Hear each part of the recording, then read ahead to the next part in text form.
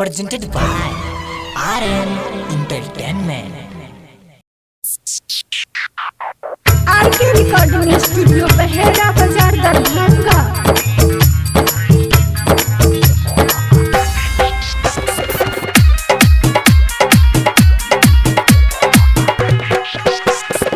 Music by DJ Lakshman.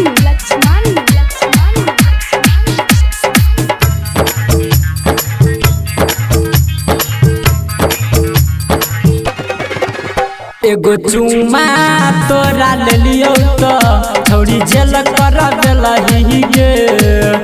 एगो चुमा तोरा ले लियो तो थोड़ी जेल कर देलही गे।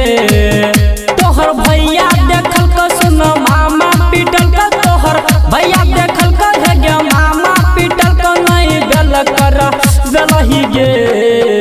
एगो चुमा तोरा ले लियो तो थोड़ी दिल कर देलही गे। एगो चुमा तोरा ले लियो तो थोड़ी जेल कर देलही गे। Music by DJ Laxman. अखन अपने सब सुन रहल छी राजेश निराला के शानदार प्रस्तुति। RK recording studio Bahera Bazar Darbhanga.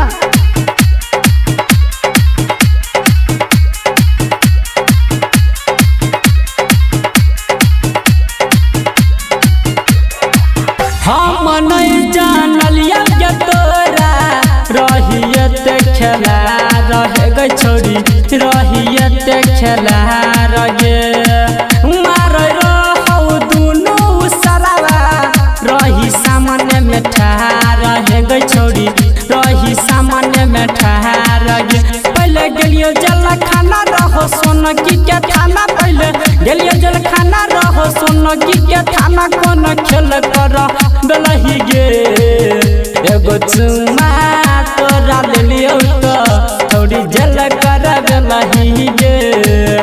एगो चुमा तोरा ले लियो तो थोड़ी जेल कर देलही गे।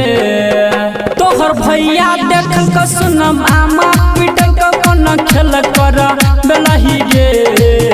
एगो चुमा तोरा ले लियो तो थोड़ी जेल कर देलही गे। अखन अपने सब सुन रहल छी राजेश निराला के शानदार प्रस्तुति।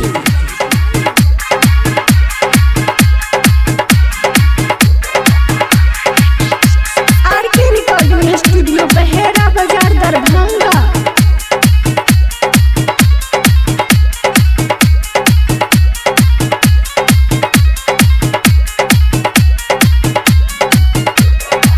देख रहू रंजीत किशन संग में चांद सुन हे गे छोड़ी संग में चांद सुन गे। बह रहू रमन जी के नाक से सुन ना खून हे गे छोड़ी नाक से सुन खून गे। लाग रह गे डर जान देलही तू घर, लाग रह गे डर जान देलही तू घर कौन खेल कर देलही गे। एगो चुमा तोरा ले लियो तो थोड़ी जेल कर देलही गे। एगो तोरा ले लियो तो थोड़ी जेल कर देलही गे। तोहर भैया देखल को सुन मामा पीटल को कौन खेल कर देलही गे। एगो चुमा तोरा ले लियो तो थोड़ी जेल कर देलही। presented by RM Entertainment. अखन अपने